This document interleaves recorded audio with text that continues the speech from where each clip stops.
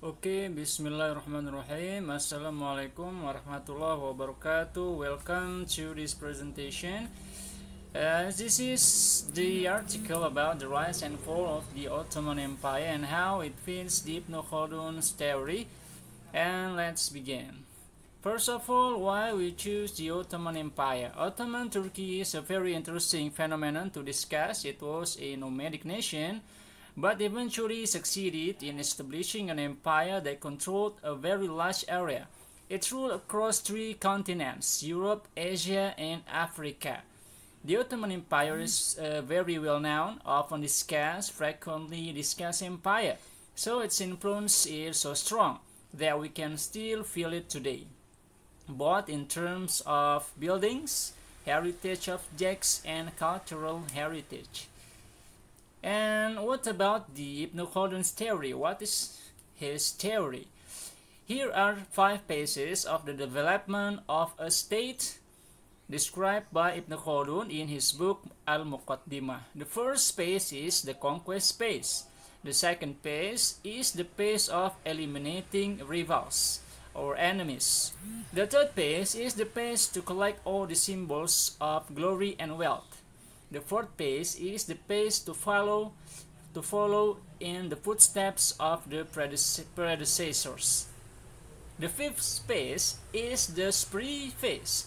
In this phase, the rulers no longer care about the future of the state, and the rulers spend their time immersed in lust and pleasure.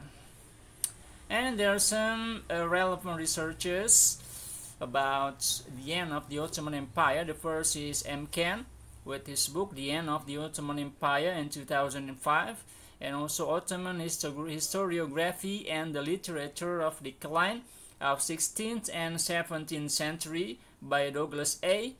1988, and also Alexander Lyon McPhee with his book The End of Ottoman Empire in 2014.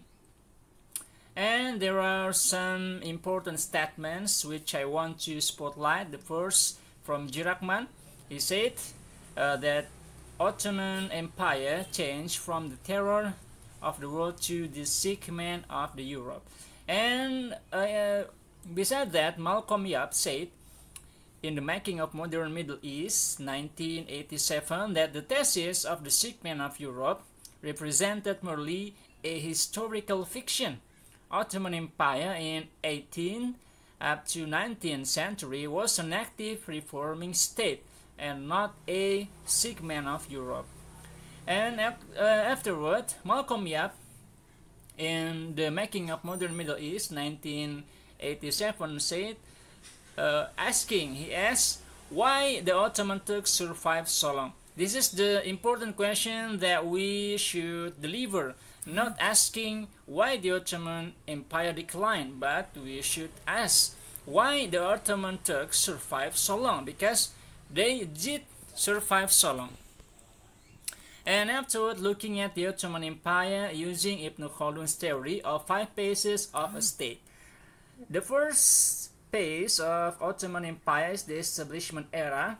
It's from 1299 up to 1402, and then the period of civil war from 1402 up to 1413, and then the revival from 1413 up to 1444, and then the golden age from 1444 up to 1687, and the period of stagnation and reform from 1687 up to 1922.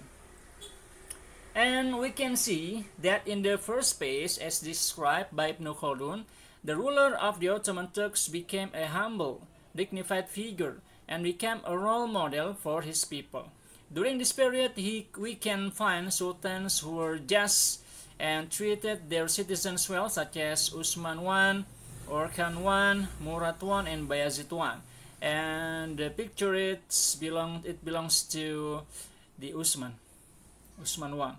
And in the second phase, according to Ibn Khaldun, it was the phase of eliminating political rivals. If we look at the history of the Ottoman Turks, we find there was a time when the Ottoman Turks experienced civil war and power struggles after the time of Bayazid.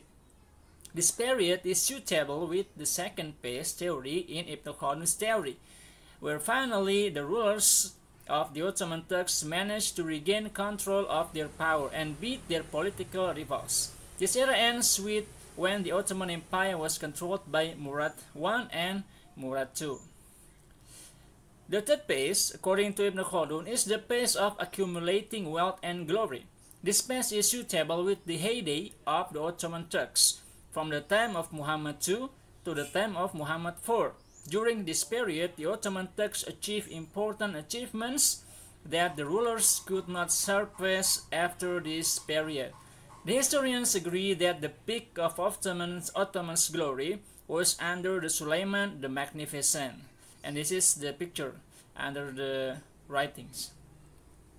And the fourth phase, namely the phase in which the Ottoman rulers tried their best to imitate their predecessors. They did not change anything and tried carefully to use the political strategies of their predecessors, which proved successful. The author argues that this phase is very much in accordance suitable with the stagnant phase that occurred in the Ottoman Empire from the time of Suleiman II until the time of Mustafa IV.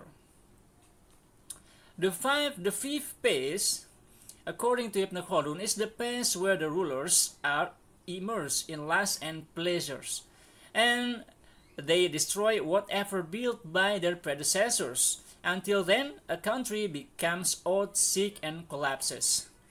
The author argues that Ibn Khaldun's theory is not completely correct, because until its last days, the Ottoman Empire was still struggling to make improvements and reforms in various fields. Therefore, the author argues that when the Ottoman Turks began to enter a stagnant phase, namely the fourth phase, the Ottoman Turks moved back to the third phase, namely the phase of building glory by carrying out many reforms that had never been carried out by previous sultans. That way, finally, the Ottoman Turks could survive destruction, so that the Ottoman Turks could last long enough and manage to maintain their existence in the 19th century. This also answered the question of Yap, who asked why the Ottoman Turks survived so long.